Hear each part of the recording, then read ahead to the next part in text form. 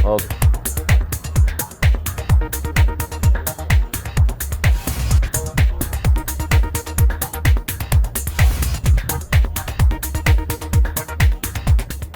अस्सलाम वालेकुम, आप देख रहे हैं इस्नाओ, मैं हूं अली सरवर। सियासत छोड़ने का ऐलान करने वाले पीटीआई के रहनुमा आज इकट्ठा हुए और शाह महमूद कुरैशी से उन्होंने मुलाकात की और मुलाकात में शाह महमूद कुरैशी को पार्टी छोड़ने पर आमादा करने की कोशिश की और उन्होंने ये कहा फवाद चौधरी साहब ने कि 25 करोड़ आवाम को नवाज शरीफ और आसिफ अली ज़रदारी के सहारे नहीं छोड़ा जा सकता। इस मुल्क को अपोजिशन के बगैर ऐसे खुला नहीं छोड़ा जा सकता। मुलाकात करने वालों में फवाद चौधरी के अलावा आमिर कयानी, इमरान इस्माइल और महमूद मौलवी शामिल हैं। फवाद चौधरी साहब ने यह भी इंकशाफ किया कि पीटीआई छोड़ने वाले रहनुमाओं के आपस में मुज़ाकरात भी हो रहे हैं, जबकि दूसरी तरफ इमरान खान ने आरिफ अलवी से नाराज़गी की जो खबरें हैं उनकी तरदीद कर दी है। जबकि शेख रशीद अहमद साहब ने कहा है कि मैं ज़िंदगी और मौत की कशमकश में हूँ, अल-कादिर ट्रस्ट में झूठी गवाही देने के बजाय मौत को तरजीह दूंगा। उनका जी शदीद उन पर इस वक्त दबाव है। जबकि चौधरी शुजात साहब और काफ लीग के हवाले से खबर यह है कि जिन्होंने APC बुलाने के हवाले से राबते शुरू कर दिए हैं मुख्तलिफ सियासी जमातों से, और ये भी कहा है चौधरी शुजात साहब ने कुछ लोगों की अना ज़िद पाकिस्तान से भी बड़ी हो गई है। जबकि ऑडियो लीक्स कमीशन ने सुप्रीम कोर्ट के बेंच पर एतराज़ उठा दिया है। हिंदुस्तान के हवाले से भी बात करेंगे, जहाँ मारूफ बॉलीवुड अदाकार हैं नसरुद्दीन शाह, उन्होंने कहा है कि भारत में मुसलमानों से नफरत करना फैशन बन गया है। जबकि आज बहुत सारे लोगों ने मुलाकात की आसिफ अली ज़रदारी साहब से लाहौर में। ज़रदारी साहब ने लाहौर में डेरे डाले हुए हैं और बहुत सारे लोगों ने उनसे मुलाकात भी की। पीटीआई की बहुत सारे रहनुमा जो हैं उन्होंने मुलाकात के बाद उन्होंने ये भी बताया कि जी हमने शमूलियत इख्तियार कर ली है पाकिस्तान पीपल्स पार्टी में। यूसुफ रज़ा गिलानी साहब ने भी बात की, इस बारे में बात करेंगे। आपने मौजूद मेहमान को आपसे तारुफ करा दूँ, नवेद ज़ुबैरी साहब, दानिशवर सीनियर तजज़ियाकार, मारूफ सहाफ़ी तजज़ियाकार मुबश्शिर मीर साहब भी हमारे साथ टेलीफोन लाइन पर मौजूद हैं। बहुत शुक्रिया मीर साहब आपका भी। सबसे पहले ज़ुबैर साहब आप बताइए कि ये सियासत छोड़ने का जो कह रहे थे सारे और ऐलान कर रहे थे जी पीटीआई न सिर्फ छोड़ दी बल्कि हमने सियासत भी छोड़ दी है, लेकिन आज ये सब इकट्ठे हो गए और गए हैं शाह महमूद कुरैशी साहब के पास। सर क्या लग रहा है, ये अचानक खुद से मुतहरिक हो गए हैं? अभी तो एक हफ्ता भी नहीं हुआ इन्हें सियासत से छोड़े हुए। बिस्मिल्लाहिर्रहमानिर्रहीम। ये सियासत छोड़ना इनके बस की बात नहीं है अली। ये प्रोफेशनल सियासतदान है, ये हैबिचुअल सियासतदान है। ये कोई आवाम की खिदमत के लिए सियासत तो नहीं कर रहे थे, ये अपनी जेबें अपने पैसे भरने के लिए सियासत कर रहे थे।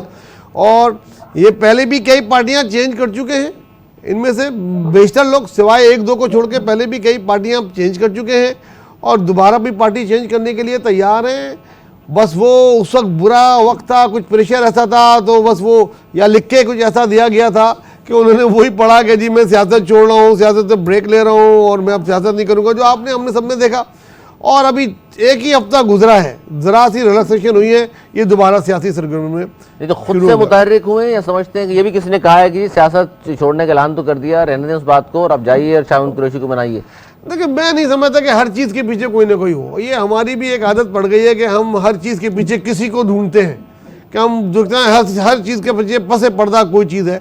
ये खुद से भी हो रही होती है बासी चीज़ें और कुछ चीज़ें वाकई कराई गई होती हैं, लेकिन ये क्योंकि सब एक ही थाली के चट्टे बट्टे, एक ही थाली के बैगन है।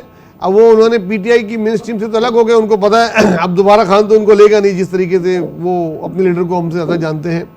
तो अब लिहाजा अब ये आपस में मिलके कुछ ना कुछ इनको धंधा तो करना है, उनका धंधा है, ये धंधा है, ये इनकी रोटी रोजी यही है, तो उसके लिए कोई मेहनत कर रहे हैं, नजरियाती नहीं। मुबश्शिर मीर साहब आप किस तरह देख रहे हैं ये सारे लोग जो सियासत को भी खैराबाद कह गए थे, न सिर्फ पीटीआई को बल्कि आज ये गए हैं बाकायदा तौर पर मुलाकात की शाह महमूद कुरैशी साहब से जेल में और उन्होंने पैगाम दिया है कि जी आप भी सियासत छोड़ के पीटीआई छोड़ दें और आ जाएं, एक नया ग्रुप बनाते हैं, नए सियासी जमात बनाते हैं। आप किस तरह देख रहे हैं इस मामले को? बहुत शुक्रिया आपका। मेरा ख्याल है कि जो भाई बात कर रहे हैं करीब तरीन उसी तरह की चीज नजर आती है। जो हमारे यहाँ तो सियासत अगर होती हो तो इससे अच्छी कोई बात नहीं। सियासत तो होती है कि आप हकूक की जदोजहद करते हैं पुरअमन तरीके से, ऐसी तो कोई चीज नहीं है। यहाँ पे हमारी रवायात जो बन गई हैं वो बहुत बुरी बनी हुई हैं। लोग प्रोफेशन के तौर पर पॉलिटिक्स करते हैं और बहुत से लोग ऐसे खानदान के जो समझ लें बहुत ज्यादा कुछ और नहीं कर पाते, तो एक बच्चे को जो है ना वो सियासत में लगाते हैं ताकि वो फैमिली के जो मामलात हैं उनको किसी न किसी तरह प्रोटेक्ट कर सके। तो ये जो अभी जो मेरा ख्याल है कि जो अभी सिचुएशन है ये अभी पूरी तरह क्लियर नहीं है, इसका जो भी नेक्स्ट पॉलिटिकल ऑर्डर है, जो एक नेक्स्ट जो स्क्रिप्ट है, अभी वाजे नहीं है, बहुत धुंधला है।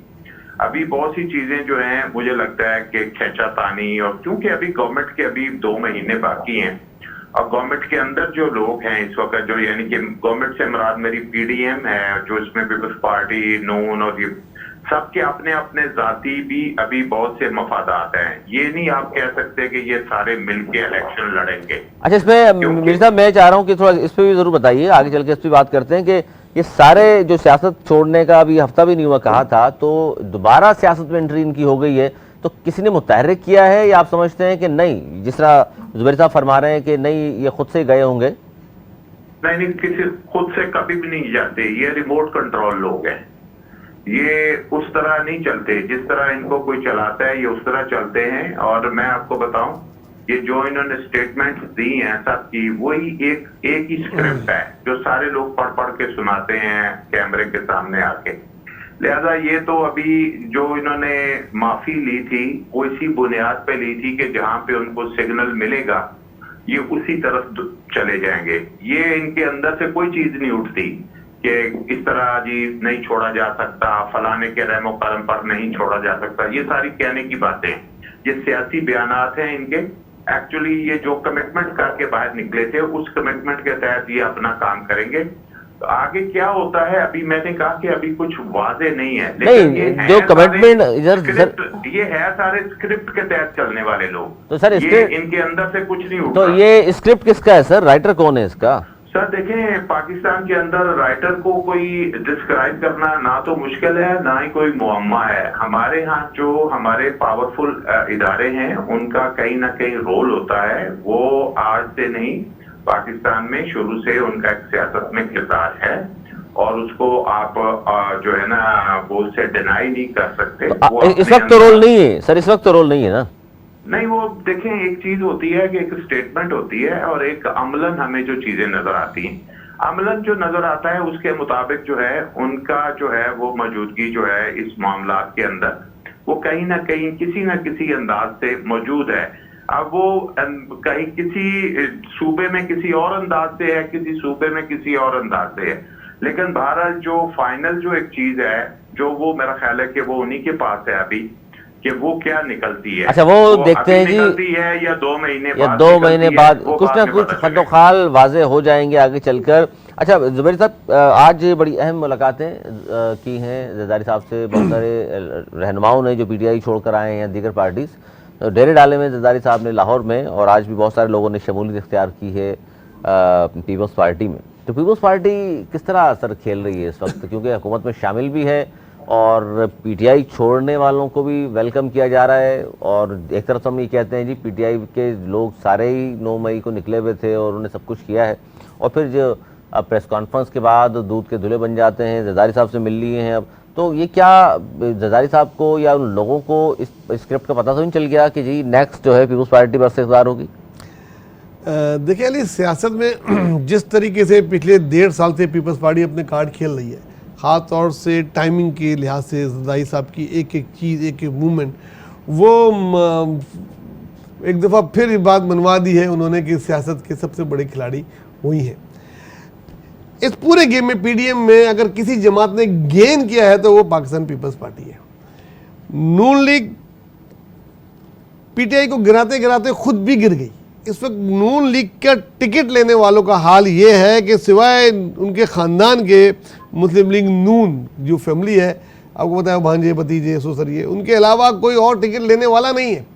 उनको कोई भी इलेक्टेबल आदमी उनका टिकट नहीं लेगा, और पीटीआई का तो उनको पता ही नहीं है कि वो बैंड होगी नहीं होगी, उसको उनको पता है इस पर क्रॉस लगा दिया गया। तो उसकी टाइमिंग से जाके वो बैठ गए हैं, और ये तासुर दिया जा रहा है पिछले कई महीने से कि अगली गवर्नमेंट पीपल्स पार्टी की बनेगी। जिस तरह बलूचिस्तान में उन्होंने इस 3 महीने पहले बहुत तेज़ी के साथ काम किया और सब ने आके उनसे मुलाकात की, और कई MNA सेनेटर्स में शामिल हो गए। सिंध में तो ऑलरेडी है ही, और जनूबी पंजाब के बाद अब ये सेंट्रल पंजाब में आके बैठे, और आज 15 के करीब इलेक्टेबल लोग जिन्होंने उनसे टिकट लिए हुए थे पीटीआई से, करोड़ों रुपए देके, आज उसमें शामिल हुए। तो मतलब वो नेक्स्ट घाटे का सौदा तो नहीं करेंगे कैंडिडेट। घाटे का सौदा तो दोनों नहीं करेंगे, दोनों अच्छा सौदा कर रहे हैं, अच्छी बार्गेन कर रहे हैं, क्योंकि नून लीग जो है ना, वो मैंने कल भी कहा था कि कराची की पीएसपी बन गई है, उनसे कोई टिकट लेने को तैयार नहीं है। तो लिहाजा इस वक्त जो सबसे अच्छी उनको दुकान लग रही है तो वो पीपल्स पार्टी है कि भाई इसका माल बिकेगा अगले इलेक्शन में। तो इलेक्टेबल लोग हैं, नजरियाती तो है नहीं, इलेक्टेबल लोग हैं, वो देखते हैं किस पार्टी में जाना है। इलेक्टेबल्स का पता भी है जुबैर साहब कि ये किसी के नहीं होते, जहां हवा देखते हैं चल पड़ते हैं, फिर भी वेलकम किया जाता है पार्टियों में। देखिए नंबर गेम चाहिए होते हैं गवर्नमेंट बनाने के लिए, गवर्नमेंट बनाने के लिए नंबर गेम चाहिए होते हैं। जिस तरह 2008 में 125 MNA के साथ जरदारी साहब ने ना सिर्फ मरकज़ में हुकूमत बनाई बल्कि 3 सूबों में भी हुकूमत बनाई थी, जबकि आपको पता है 170 से ऊपर चाहिए होते हैं। तो इस बार तो वो कोशिश कर रहे हैं इससे कहीं ज़्यादा हो कि फिर जो एक आध जो प्रेशर ग्रुप होगा, जहांगीर तरीन या अलीम खान, इस तरह उनको मिला के गवर्नमेंट बनाई जाए। तो वो अपने अपने तरीके से वो अपने कार्ड सही प्ले कर रहे हैं, सही प्ले कर रहे हैं। मोहसिन मीर साहब, जरदारी साहब से मुलाकातें और लोगों की शमूलियत, तो क्या स्क्रिप्ट पता चल रहा है, समझ में आ रहा है कि जनाब ये जरदारी साहब मुतहरिक हुए, लोग भी उस तरफ जा रहे हैं, पीटीआई के छोड़ने वाले जो लोग हैं, जहांगीर तरीन या जरदारी साहब या काफ लीग, नून लीग की तरफ रुख कम इख्तियार किया है, तो आपको भी ये लगता है कि पीपल्स पार्टी को कहीं ना कहीं सपोर्ट हासिल है उन हलकों की? देखिए पीपल्स पार्टी आप समझ लें 15 साल से, तो अभी 2008 से मुसलसल जो है वो इक़्तिदार में है, एक सूबा उसके पास है और उससे 5 साल मरकज में भी हुकूमत की और नवाज शरीफ साहब के दौर में भी फ्रेंडली अपोजिशन थी। लिहाजा मैं तो ये समझता हूँ कि जरदारी साहब जो हैं वो मक्तदर कुव्वतों के साथ चलने की महारत रखते हैं और वो काबिल कबूल हैं। वो नहीं तो पंजाब में सर, पंजाब देखिए, सिंध में आपने सही कहा 15 साल से है, लेकिन पंजाब में ऐसा क्या किया है कि लोग खुश हो रहे हैं कि पंजाब में पीपल्स पार्टी को टिकट ले लें, हम जीत जाएंगे? वजह देखिए बात यह है कि वही बात है इलेक्टेबल्स की जो हम बात कर रहे हैं।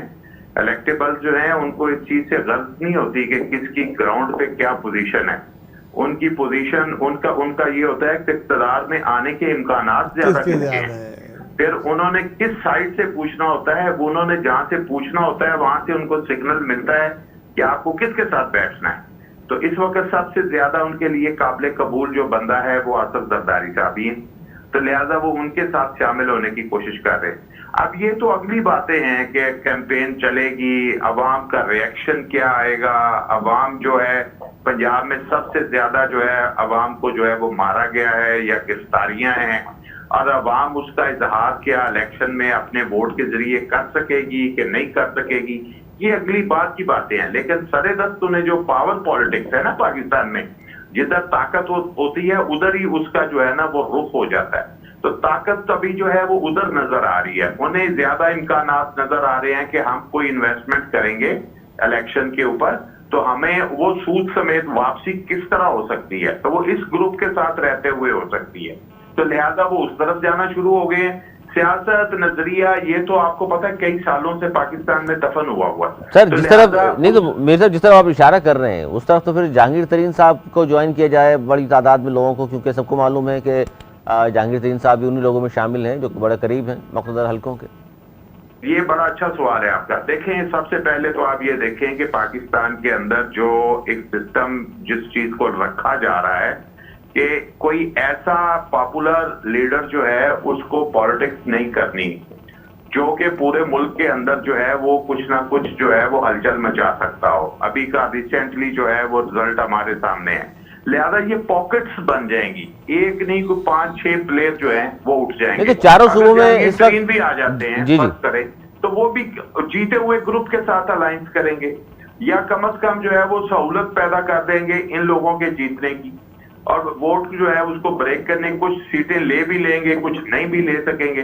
लिहाजा ये जो पूरे मुल्क के अंदर जो डिवाइड हुई है इस वक्त, खास तौर पे जो पंजाब की डिवाइड है वो मेरा ख्याल है बड़ी वाज़ेह है कि वहां पे जो वोट एक तरफ चला गया था उस वोट को ब्रेक किया जा रहा है। अच्छा, तो उसके लिए कोई एक फार्मूला नहीं है, उसमें नून भी प्लेयर है, उसमें जहांगीर तरीन भी प्लेयर है, आजाद उम्मीदवार भी प्लेयर होंगे, उसमें जरदारी साहब भी उतर रहे हैं। तो लिहाजा ये सारे प्लेयर हैं जिसकी वजह से जो एक साइड पे चला गया था पंजाब का वोट उसको तकसीम किया जा रहा है। अच्छा, चारों सूबों में जुबैर साहब इस वक्त अगर हम बात करें, जैसे खान साहब का था कि जी वो 5-6-7 हलकों से भी खड़े हो जाए तो जीत सकते थे, पॉपुलरिटी इस जगह पहुंच चुकी थी उनकी, 9 मई की पहले की बात कर रहा हूँ। उसके बाद अगर हम देखते हैं तो चारों सूबों में कोई काबिल कबूल लीडर है ऐसा जिसको चारों सूबों में यकसा लोग जानते मानते हो? इस वक्त बहुत मुश्किल है कि कोई भी ऐसा लीडर, मियाँ साहब बाहर हैं, बिलावल भुट्टो ज़रदारी साहब ज़ाहिर जूनियर हैं। मियाँ साहब तो पंजाब से जीत जाए तो बड़ी बात है। बिलावल का ये है कि वो सिंध से और खैबर पख्तूनख्वा से जीत सकते हैं, ये दो सूबों से तो वो उनको जिताया जा सकता है, जीत सकते हैं। बाकी चारों सूबों की, या पंजाब में अगर राजा अशरफ अपनी सीट खाली करके बिलावल को लड़ाएं तो मतलब पीपल्स पार्टी में ऐसा कुछ जगहें हैं जहाँ से जीत सकते हैं। बाकी पीटीआई और पीपल्स पार्टी चारों सूबों की जंजीर बेनजीर कहा जाता था, वो वाली सूरत हाल तो नहीं है? वो नहीं है, लेकिन फिर भी चारों सूबों में गिलगित बल्तिस्तान और कश्मीर में अपनी मुकाम रखती है कि है, ऐसा नहीं है कि वो है ही नहीं, वो है। बाकी कोई पार्टी अभी ऐसी नहीं है जो इन सब जगह होती हो पीटीआई के क्लैप्स होने के बाद, इस वक्त मैं नहीं देख रहा ऐसी कोई है। तो पीटीआई जाहिर है माइनस इमरान खान अगर हिस्सा लेगी तो फिर किस पोजीशन में देखते हैं आप? माइनस इमरान खान पीटीआई है ही नहीं, जैसे माइनस अल्ताफ हुसैन एमक्यूएम है ही नहीं, इसी तरीके से मैं पीटीआई को भी माइनस इमरान खान नहीं देख रहा। मीर साहब, आप भी ये समझते हैं माइनस इमरान पीटीआई कुछ नहीं है? जी, माइनस तो नहीं है, लेकिन मेरा थोड़ा सा पॉइंट ऑफ व्यू डिफरेंट है। मुझे ये लगता है कि इमरान खान को केपीके में जो है वो जिंदा रखा जाएगा, और केपीके में अभी भी जो है वो एक्शन की सूरत हाल बहुत मुख्तलिफ है पंजाब की निस्बत। पंजाब के लोगों के साथ जिस तरह हुआ है केपीके में उस तरह नहीं हुआ। केपीके के अंदर जो है सर वहाँ मीर साहब कथा कलामी, वहाँ पर इस तरह औरतों पे हाथ नहीं डाला जा सकता, वहाँ कल्चर अलग है, कल्चर भी और है। वहाँ पर इस तरह पंजाब में जिस तरह या कराची में जिस तरह हाथ डाल दिया जाता है खवातीन पर भी, वहाँ नहीं ऐसा हो सकता। तो फिर यही वजह है ना कि मसलन कोई तो एक वजह है ना जिसकी वजह से उनकी चीजें इंटैक्ट रहेंगी। अभी उनकी चीजें वहाँ पे काफी हद तक इंटैक्ट है, उनका वहाँ पे उस तरह शरादा नहीं बिखरा जिस तरह पंजाब में बिखर गया है। तो उस तरह तवज्जो नहीं है। मेरा ख्याल है कि वहाँ पे उनके लिए इतनी गुंजाइश होगी कि पार्टी बिल्कुल खत्म होने से बच जाएगी। नहीं तो सर 9 मई के वाकयात में जो पीटीआई मुलविस है, वो कराची हो, लाहौर हो, पेशावर हो, ये तो देखें, ये तो एक अभी तहकीकात की बात है ना। अभी तो ये देखें वन साइड एक नुक्ता नजर वो है जो कि पीडीएम ने डेवलप करने की कोशिश की है। आप नुक्ता नजर समझते हैं मीर साहब इसको? ये तो हकायक नहीं है। बीच में बोल रहे हैं ना, नहीं मैं इसलिए मैंने कहा बीच में। भाईजान जी जी, अगर सवाल जवाब ले ले उसके बाद जो सवाल। अच्छा जी जी कीजिए, कंप्लीट कीजिए। अभी तक हम ये देख रहे हैं 20-25 दिन हो गए, 20 दिन से ऊपर हो गए, तो तकरीबन पीडीएम पेड कंटेंट के साथ एक बयानिया डेवलप कर रही है जो पीटीआई के खिलाफ है। बिल्कुल ठीक है, वो कर रहे हैं, वो पेड कंटेंट जो है वो हर जगह चल रहा है। एक बयानिया वो है जो पीटीआई कह रही है कि हमारे लोग नहीं है मुलव्वस, वो कुछ शर पसंद है। ये दो नुक्ता नजर है। अभी मुकम्मल तौर पर इसकी जब तक कोई तहकीकात दाना ना हो और वाकई ही ये साबित हो जाए कि ये इमरान खान की इमा पे हुआ है, इमरान खान के कहने पे हुआ है, तो उतनी देर तक हमें भी हतमी राय कायम नहीं कर लेनी चाहिए। अच्छा, हतमी राय आपकी नहीं है, लेकिन जो ये हमले होते रहे जो वो गलत है, वो तो गलत है। हम कब कह रहे हैं कि वो सही है? नहीं, वो तो गलत है। नहीं सर, मैं एक और बात कह रहा हूँ, हुआ है वो गलत है, लेकिन उसमें जो कल्पर्ट्स हैं वो कौन है और किन की इमा पे किया है सर, ये तय होना अभी जरूरी है। नहीं तो ये जो पार्टियां छोड़ रहे हैं जुबैर साहब आपसे भी फिर आप नहीं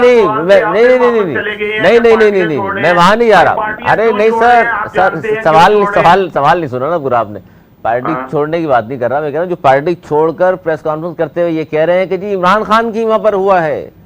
भाईजान मेरी बात सुने, मुझे एक सवाल का जवाब आप दे दें। देखिए वो पीटीआई के, अच्छा सर देखिए वशीर मीर साहब सही कहे, सुने तो सही, एक बंदा कसूरवार है और वो जेल में है और जैसे ही वो प्रेस कॉन्फ्रेंस करता है वो पाक हो जाता है। ये कौन सा फार्मूला हम समझे सर? ये हम क्या लें? मतलब उसके ऊपर फिर क्या वो केस खत्म हो जाते हैं? नहीं, केस नहीं खत्म हुआ, किसी को भी क्यों खत्म हो रहे हैं? केस नहीं खत्म हो रहे सर, रिहाई मिल रही है। निकल रहा है तो जमानत भी ना हो क्या है मेरे साहब? जमानत तो अदालतों ने देनी है, या जमानत आपको शहबाज शरीफ की चाहिए? देखिए फार्मूला जो है, जो तरीका कार है वो हमें उसके आगे सवालिया निशान अभी बहुत से हैं।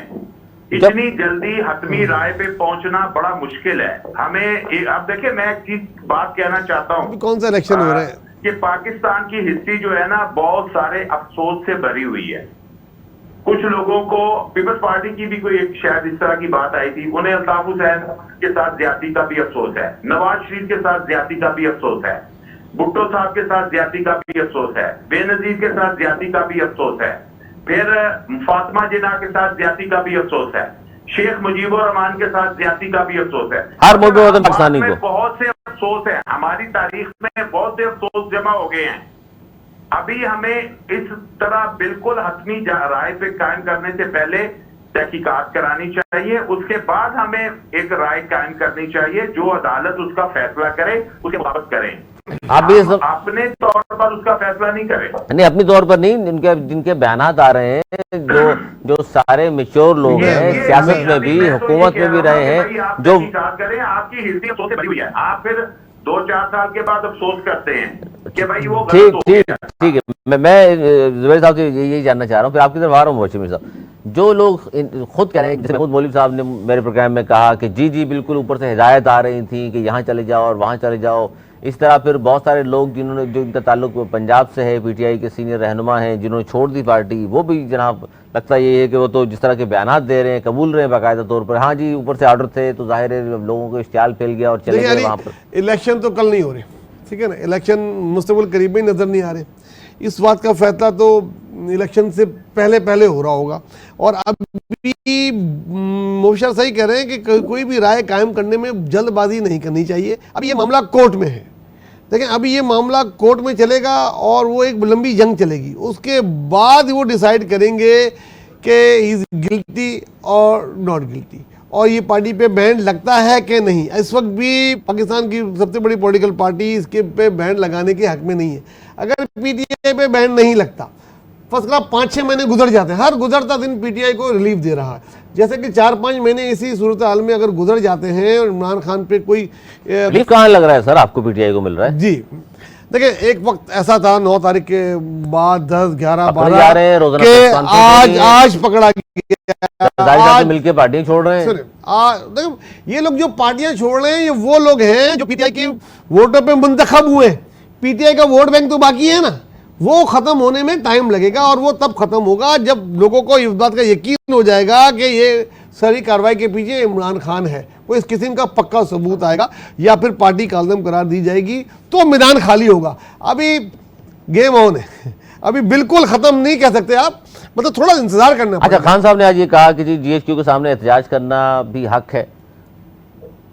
उनको बोलो पाकिस्तान की सियासत में जीएचक्यू के सामने एहतजाज करना सिर्फ सियासी बयानात की हद तक ठीक है, सबने दिया है, फजल रहमान ने भी दिया है, पीडीएम ने भी कभी कहा है कि हम वहाँ बैठेंगे, इन्होंने भी पहले कहा है, लेकिन ये जो कुछ तुमने किया है ये किसी भी तौर पर जायज नहीं है, कोई भी एहतजाज नहीं था, कब्जे की कोशिश थी, अंदर जाके जो उन्होंने हाल किया। किसने किया? पीटीआई वालों ने किया। पीटीआई के कारकुन मौजूद थे, वीडियो में मौजूद है, गिरफ्तार हुए, बड़ी बड़ी लीडरान की टेलीफोनिक कॉलें पकड़ी गई, मैसेज पकड़े गए, फिर रह क्या गया? आजकल मीडिया का दौर है। भाईजान मैं कब कह रहा हूँ कि भाई तहकीकात ना करो, जब सारा कुछ हाथ में है तो तहकीकात करके बैन लगाओ। हाँ, उसमें भी थोड़ा टाइम लगेगा। अच्छा, आप बैन लगाने के भी हक में भाई, बस अगर मुल्क के आम तंजीबात के ऊपर जो है वो पार्टी ने जो है वो कब्जा करने की कोशिश की है, तो फिर तो आपको सजा देनी पड़ेगी। करें आप फिर उसके ऊपर काम, फिर आप क्यों रुके हुए हैं? आप तो नहीं चाहते उस पर काम करें, लेकिन ये है कि आप तहकीकात कराएं, ये नहीं कि आप ये कहें कि ये चूंकि एक चीज आई है और ये हो गया। अभी तो तहकीकात नहीं हुई भाई, आप बाकायदा टाइम लगेगा, तहकीकात करें, उसके बाद सबूत कौम के सामने लाएं, लोगों को भी बिल्कुल पता हो कि भाई इनके कहने पे हुआ है, तो उसके बाद जो भी आप सजा देंगे पब्लिक भी और अवाम उसको कबूल कर लेगी। अच्छा, तो पकड़ दकड़ भी तहकीकात के बाद हो फिर भाई? ये तो आपका फार्मूला है ना कि आप पहले पकड़ दकड़ कर रहे हैं, लेकिन आप पकड़ दकड़ तो उस वक्त करेंगे ना जब एक बकायदा वो जो कल्पर्ट्स हैं उनको पकड़ने में तो कोई हर्ज नहीं होता, उनको कोई पकड़े तो फिर है ना। अगर आप देखें इस तरह, तो हमारे सामने सोशल मीडिया पे बहुत सी ऐसी वीडियोस हैं जिनके बारे में जो है वो सवाल उठ रहा है कि ये कौन आदमी है, उसको किसने पकड़ा है अभी तक, बताएं मुझे आप। अच्छा, जीएचक्यू के सामने एहतजाज चले गए सर जी, वो भी तो नादरा से आइडेंटिफाई हो सकते हैं ना, बिल्कुल हो सकते हैं, कहाँ चले गए? जीएचक्यू के सामने एहतजाज कोई भी चीज है GHQ हो, कोर कमांडर हाउस हो, कोई भी कंटोनमेंट हो, कोई भी जगह हो जो के एहसास नोयत की है, उसके सामने जरूरी नहीं था जाना, गलत है, ठीक है। अंदर जाके जिन लोगों ने तोड़फोड़ की, जिन्होंने जलाओ गिराव किया, वो उससे भी बड़ा गलत है। जो लोग उसमें मुलविस है उनको पकड़कर उनको दुनिया के सामने लाया जाए और उनको सजा दी जाए। नहीं जी, इस पे मैं इसलिए सवाल किया क्योंकि खान साहब ने कहा इंटरव्यू देते हुए कि GHQ के सामने एहतजाज करना हमारा हक है। एक तरफ तो हम ये कह रहे होते हैं कि जनाब वो जैसे भाई कह रहे हैं कि ये सियासी बयान तो आप एक एक लगाएंगे। जरदारी साहब ने कहा था हम आपकी ईंट से ईंट बजा देंगे, तो क्या उन्होंने ईंट से ईंट बजा ली थी क्या? फिर देखिए उसके बाद क्या हुआ सर। फिर नवाज शरीफ साहब की तकारीर है, मरियम नवाज की तकारीर है, फजलुर रहमान की तकारीर है, सबकी तकारीर है, सबके बयान आते हैं। लेकिन वो खाली बयान की हद तक था, जो नहीं बोला हुआ वो बयान की हद तक था, इन्होंने तो कर दिखाया ना सर। बयान की हद तक तो फिर एक और शख्स ने भी कहा था जिस पर पाबंदी है। बोले ना फिर आप भाई, जो बंदा नुकसान जो तोड़फोड़ में शामिल है उसको उठाओ, पकड़ो, उसको सजा दो, उसका मतलब आप ये कह रहे हैं बयान की हद तक कोई बात कह दे तो उसको सीरियस ना लिया जाए? नहीं सीरियस लेना चाहिए सर। बहुत सारे लोग हैं जिन पाबंदी का शिकार हैं, बयान नहीं दिया था खाली। मेरी बात सुने, सियासी बयान तो बड़े बड़े सारे ही देते आते हैं, हमारे सारे रहनुमा जो हैं सियासी, इससे भी सख्त बयान दिए हुए हैं उन्होंने। मैंने आपको कहा आपके पास उनके रिकॉर्ड है, आए दिन जो है वो टीवी पे, रेडियो, सॉरी वो उस पे सोशल मीडिया पे ऑन होते रहते हैं। 2 साल का फर्क आ जाएगा सर। जो बात गलत हुई है, जो गलत है वो गलत है, जो गलत नहीं और गलत के जुमरे में शामिल की जा रही है वो ज्यादती है। 2 साल का फर्क तो है ना जुबेरी साहब। सिंध का कोई बंदा बयान दे और ये देखिए, ये एक कौमियत की बात करना जो है ये बिल्कुल गलत है सर।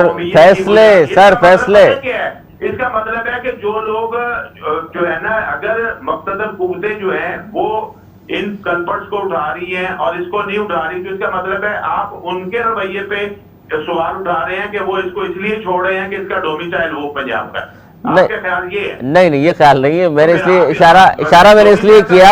नहीं तो ये डोमिसाइल का फर्क आप सुना रहे हैं मुक़्तदर कुव्वतों को। अच्छा, ये तो आपका बयानिया है ना। हम तो हमेशा वफाक से सर, सिंध वाले तो हमेशा है ना सर। डोमिसाइल का फर्क आप तस्लीम किसको सुना रहे हैं? ये कह रहे हैं ये मैं आवाम को शऊर दे रहा हूँ कि आवाम को पता चले।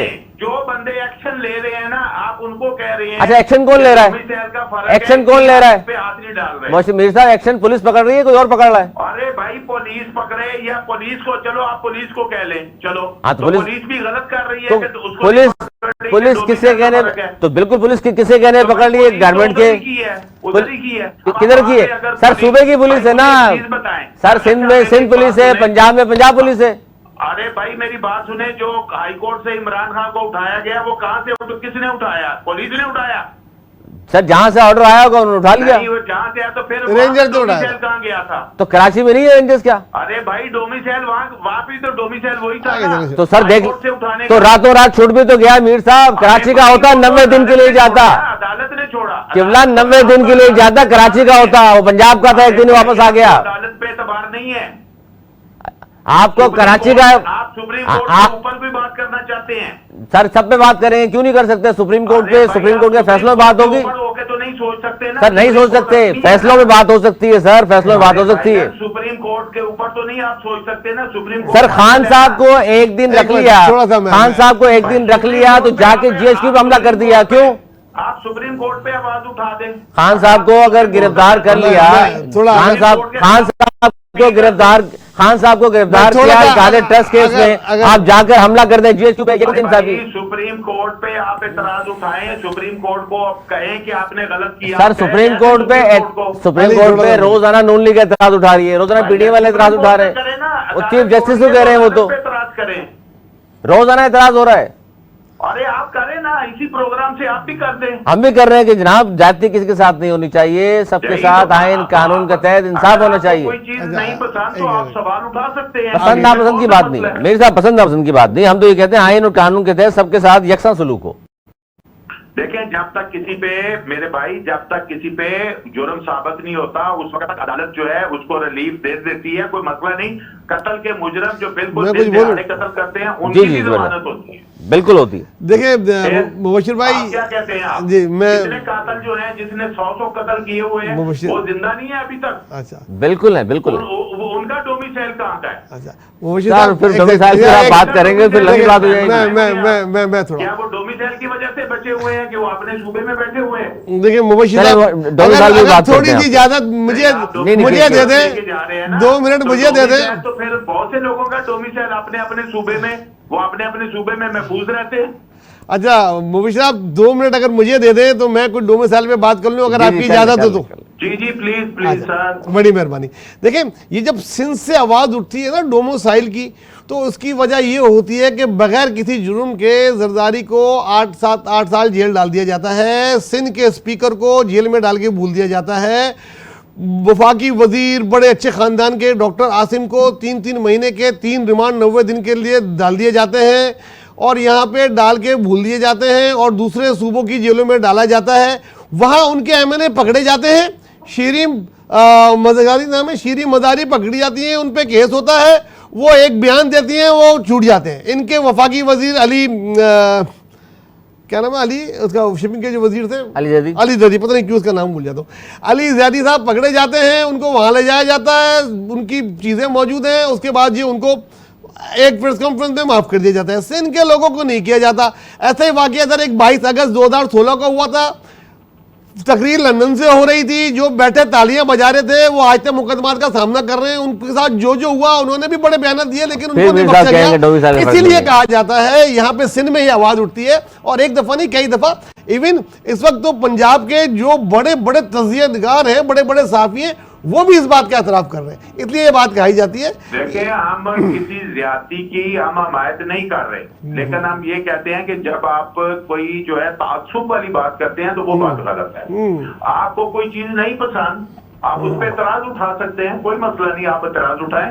आपको अदालत का फैसला नहीं पसंद, आप उस पर एतराज उठाएं। आपको हाई कोर्ट से नहीं, आपको सुप्रीम कोर्ट में जाएं। लेकिन जब सुप्रीम कोर्ट कोई चीज को करे तो उसको हमें मानना चाहिए, वरना रियासत का सिस्टम जो है इसीलिए खराब होता है कि जब आप मुल्क की आला तरीन अदालत को भी मानने से इनकार कर देते हैं। नहीं, मानने से तो इनकार नहीं करते, तो लेकिन यही बात होती है भाईजान कि जब आप इस वक्त गवर्नमेंट का रवैया इसी किस्म का है, उसको मान लें। और उसने कौन सा भाई वो किसी को तख्त पे बिठा दिया है उसको, मेरा ख्याल है कि एक जमानत ली है शायद, इससे ज्यादा नहीं। अभी केस तो वो सारे भुगत रहे हैं।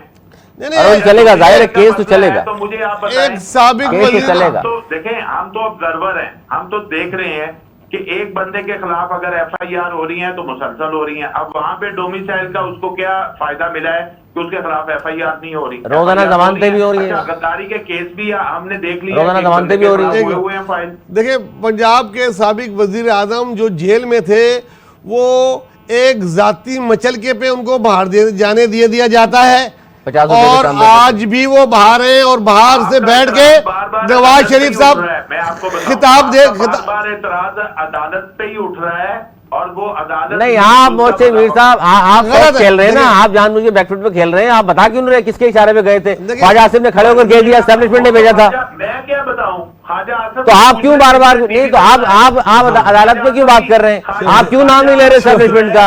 आप क्यों नाम नहीं ले रहे हुजूर? मौजूद से आगे चलते हैं। सर ख्वाजा आसिफ ने मान लिया, फिर आप बैकफुट पे जाकर कहोगे नहीं जी ऐसी बात नहीं है।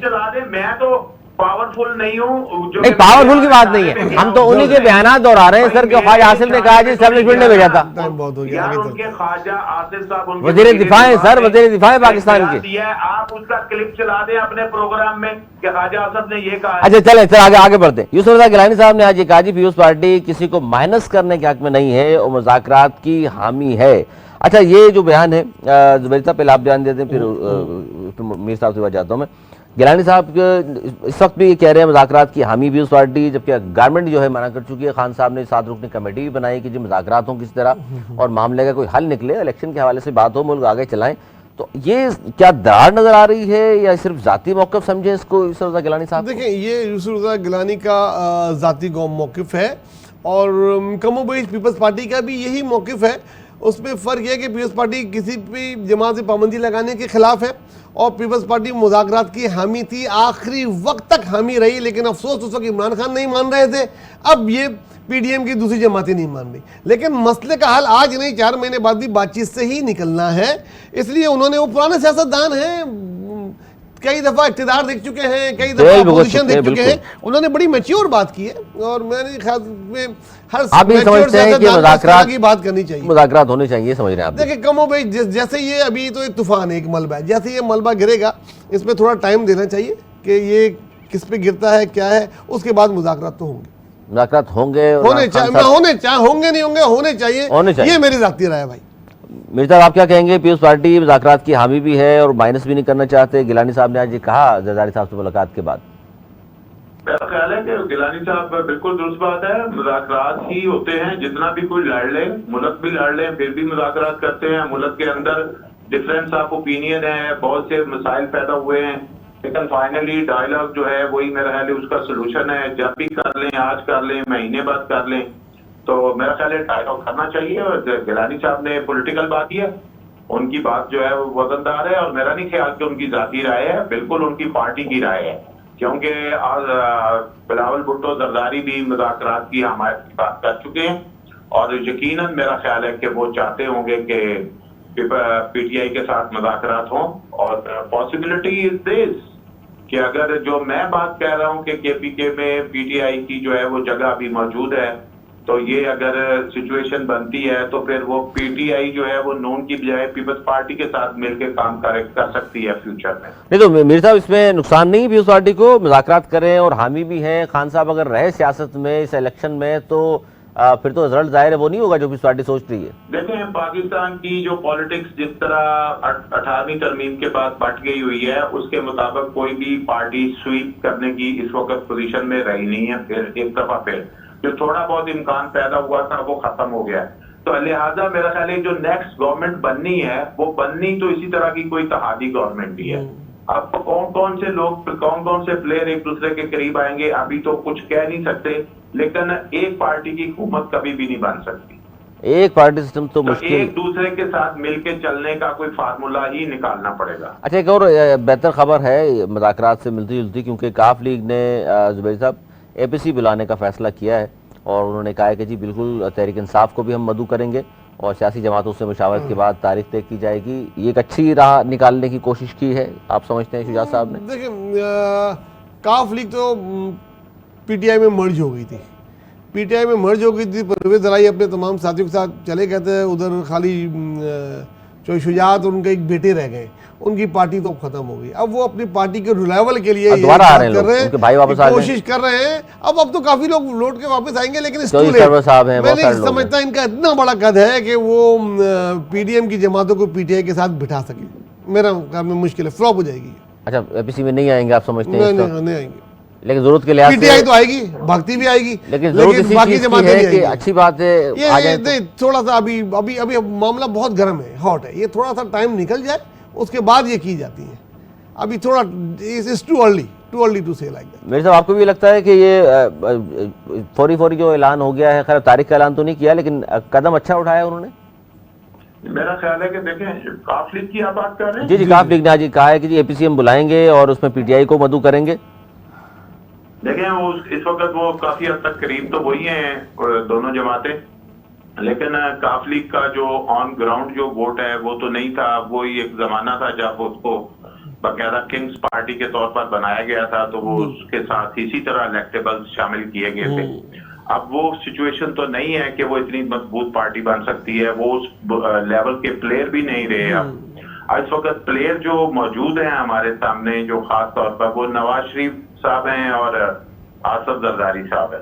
ये दो बड़े प्लेयर हैं इस वक्त मैदान में, और ठीक है बाकी जो हैं वो उनकी हम बात कर चुके हैं, लेकिन इनके दरमियान जो है इनके मुकाबले में काफ लीग का आना तो मुश्किल है और उसकी कुर्बत जो है वो पीटीआई के साथ ही नजर आती है।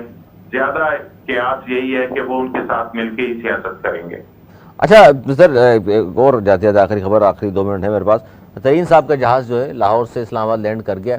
अगले इलेक्शन में आपको क्या लगता है, तरीन साहब का ग्रुप कह लें, नई सियासी जमात बनाने का इंदिया दिया है, कोई भी नाम हो सकता है उसका, इलेक्टेबल्स उनके पास आ रहे हैं, उनका दावा है कि जी 40 से ज़्यादा लोग जो हैं, इससे भी शायद ज़्यादा लोग, मुलाकात तो 100 लोगों से कर लिए, लेकिन 40-50 ने यकीन दहानी उनके साथ करा दिए।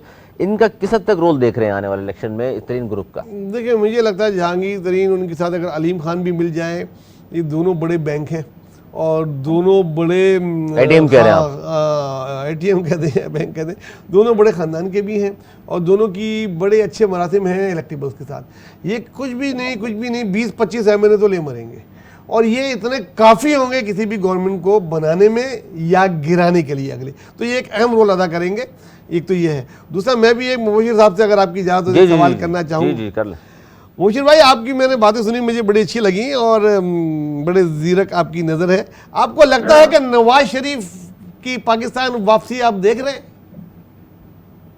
सर, बात यह है कि नवाज शरीफ साहब जो हैं, और खास मैं इसमें इजाफा करूंगा जरदारी साहब का भी, ये दोनों जो बड़े प्लेयर हैं, ये अपनी अगली नस्ल को जो है ना वो तैयार किया है इन्होंने।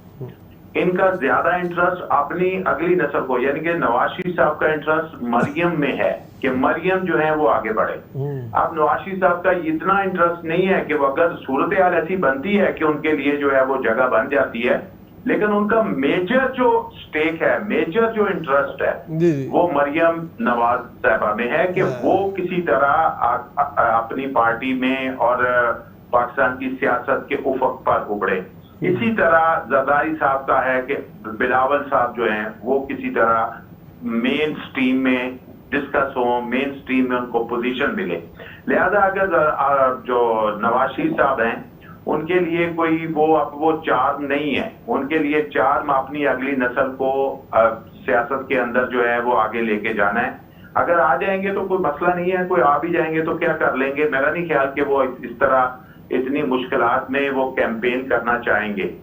दूसरी बात यह है कि जो इस वक्त सिनेरियो है इस वक्त वो इतना उनके फेवर में नहीं है, ऑन ग्राउंड नवाज शरीफ की फेवर में नहीं है दुनिया। उनके लिए उनके पास कोई ऐसी चीज नहीं है उनकी 1 साल की हुकूमत में जिसको वो सेल करें आके कि हमने ये काम किया है। इस वक्त इकोनॉमी बुरी तरह मौजूद है, डॉलर, पेट्रोलियम, महंगाई, तो नवाज शरीफ आके क्या सेल करेगा अपनी पार्टी के लिए, मुझे भी ये लगता है बुनियाद पे वोट मांगेगा। अच्छा, इसमें मेरा इजाफा मैं करना चाहूंगा। एक तो जाहिर है वापस आएंगी, जेल भी जाना पड़ेगा, उससे भी घबराते होंगे। दूसरा, आपने कहा मरियम, जाहिर है मरियम को जिस तरह चीफ ऑर्गेनाइजर और तमाम होते, तो अगले इलेक्शन में मरियम बीबी का रोल शहबाज शरीफ साहब के होते हुए भी लग रहा है आपको? मेरा ख्याल है कि मरियम ही कैंपेन चलाएंगी, लेकिन एक बड़ी अहम बात है कि जो इस वक्त की गवर्नमेंट है इसके पास करिश्माती किस्म का कोई लीडर नहीं है जो पब्लिक को घर से इस तरह निकाले जिस तरह हम पहले देख चुके हैं पीटीआई के हवाले से। करिश्मा बहुत जरूरी होता है किसी भी लीडर के लिए, तो लीडरशिप में ऐसी कोई क्वालिटी नहीं है इस वक्त दोनों पार्टियों के अंदर कि जो इतना करिश्मा रखता हो कोई शख्सियत कि पब्लिक उसकी तरफ उमट के आए। लिहाजा ये एक इनके लिए एक बड़ा मुश्किल सूरत हाल है कि इस इलेक्शन को वो कैसे जीतेंगे। इसी तरह आप जहांगीर तरीन की बात करें, जहांगीर तरीन क्या तो करिश्मा नाम की कोई चीज ही नहीं है। बिल्कुल, वो तो सिर्फ जो है वो एक पैसे के बलबूते पर या इलेक्टेबल्स के बलबूते पर आना चाहते हैं। और इस वक्त जो पंजाब की सिचुएशन है ना ऑन ग्राउंड, उसमें इस तरह का करिश्मा जो इनका है वो काम करता हुआ दिखाई नहीं दे रहा। बाकी पावर पॉलिटिक्स जो होती है वो तो फिर ऐसी चीजें भी हो जाती हैं जो आप सोचते भी नहीं। अच्छा, सिंध में तो पीपल्स पार्टी नजर आ रही है आपको अगले इलेक्शन में भी? देखिए, पीपल्स सिंध की जो सियासत है, इंटीरियर सिंध की सियासत जो है वो वडेरे की बुनियाद पे खड़ी है। वडेरा है सब कुछ, वहाँ पब्लिक के हाथ में अभी कुछ नहीं है। कारकर्दगी मैटर नहीं करती, बात पब्लिक के पास कुछ नहीं। वहाँ पे हर गांव का वडेरा, थोड़ा से बड़े गांव का वडेरा, कस्बे का वडेरा, वहाँ पे गेम वडेरों के हाथ में है। वडेरा जिधर जाता है वहाँ पे जहाँ उसके फायदे होते हैं। मेरे साहब तो मतलब अभी कारकर्दगी मैटर नहीं करती मतलब सिंध में? नहीं, कोई नजरिया कोई कुछ नहीं है, सिर्फ वडेरे की सियासत है, वडेरे की बुनियाद के ऊपर है। और वडेरे इस वक्त इंजॉय कर रहे हैं ये दौर जो है पिछले 10-15 साल से। लिहाजा उनका आप देखें जो सारी ब्यूरोक्रेसी है वो भी इंजॉय कर रही है। लिहाजा उनका एक मफाद जुड़ गया है। लिहाजा उनके लिए जो है ना सूटेबल अभी यही रास्ता है। जाते जाते जुबैर साहब, नहीं, मेरा नहीं ख्याल। सिंध में जो है ना बस एक ही चीज़ चलती है, वो है भुट्टो का नाम। जब तक सिंध में जो है कोई और उनके अच्छा बुरा हो या बुरा वक्त हो, पीपल्स पार्टी ही उनके मरहम रखती है, वही लड़ती है, वही गालियाँ भी खाती है, वही वो कहते हैं ना माई माँ मारे माई माँ पुकारे, वो है। तो उधर और किसी पार्टी की कोई गुंजाइश है ही नहीं। उधर के लोगों को पता है कि नारा आता है, वो है जी भुट्टो। कारकर्दगी वडेरे के खिलाफ बहुत बड़े बड़े वडेरे जो है ना हारे हैं उधर एक कारकुनों से। इसकी पीर पगाड़ा जैसा आदमी अपने हलकों से हारा है उधर। उस सिंध की सियासत को समझने के लिए थोड़ा पढ़ना पड़ेगा, इसमें जो है ना रिसर्च करनी पड़ेगी। वहाँ एक ही चीज चलती है, वहाँ ये मिथ है। पीर पगाड़ा का फार्मूला जो है वो पीरों का फार्मूला होता है और तरह का। जतोई से बड़ा वडेरा कोई नहीं, लेने वाला होता है। लेकिन सबसे बड़ी जमीन जतोई के पास है, वो हार जाता है वहाँ से। मेरी भी स्टडी है, मेरी भी ऑब्जर्वेशन है कि मोस्टली वडेरों की बुनियाद के ऊपर ही बहुत से कैंडिडेट जो हैं वो पब्लिक को मिलते ही नहीं है। उनका सिर्फ वडेरों से रास्ता है, और वडेरे जो हैं वो उनकी जिम्मेदारी होती है कि सिर्फ अभी तक जो अगर कोई डंट डाला है किसी ने, तो वो लाड़काना में वो भी एक मजहबी जो JUIF है उनकी एक वर्किंग है, उसने डाला है। वो एक जगह पे उनको जो है वो मुश्किल पेश आई है, वरना वो भी एक खास एंगल से काम करते हैं जिसकी वजह से उनकी एक जगह वहां पे बनी है। अदरवाइज वहां पे सब कुछ जो है, जो सिस्टम है, वहां की जो इकोनॉमी है, वो सब वडेरे के हाथ में है। इसलिए वडेरे से बाहर वो गरीब आदमी सोच नहीं सकता। आप किसी भी जलसे में चले जाएं, पब्लिक से पूछ लें, उन्हें पता ही नहीं होता कि आज हम जमा क्यों हुए हैं। मतलब भुट्टो साहब का नाम आपने कहा मिथ है सिर्फ, वो तो नाम तो आता है ना, लेकिन मैं आपको बताऊं कि अगर आप किसी जलसे में जाकर किसी आम आदमी से पूछें कि आज जलसे में क्या हो रहा है, क्यों आप जमा हुए हैं, तो वो तो किसी को भी नहीं बेचारे को पता होता कि ये क्यों हम आए हैं आज हमारे आने का यहाँ मकसद क्या है। तो लिहाजा इतना शऊर नहीं है जितना आप सोच रहे हैं या आप जितना समझ रहे हैं। ये एक मिथ है कि इस तरह होता है। सब आखिरी कमेंट आपकी, आखिरी मिनट। देखिए बात, प्रोग्राम का वक्त भी खत्म हो गया है, बड़ी लंबी बात है, फिर किसी दिन करेंगे मोशी साहब। बड़े बड़े वडेरों में उधर जतोई बड़े वडेरे हैं, उधर जो है मुमताज भुट्टो की बहुत बड़ी बड़ी जमीनें थी। इस तरह मैं नाम लेता रहूंगा, बहुत टाइम निकल जाएगा। बहुत शुक्रिया आप दोनों का। नाज़रीन, ये था हमारा आज का प्रोग्राम। सियासत क्या रुख अख्तियार करेगी, ज़ाहिर है पेशन गोई तो कोई नहीं की जा सकती, लेकिन मेरे मौजूद मेहमान ने अपनी बसीरत के मुताबिक आपको जवाब दिया। आपके सत्ता मुत्तफ़िक़ हैं, आपके आरा का रहेगा हम इंतज़ार। अगर काम तक के लिए मुझे इजाज़त, मौलाना के बाद।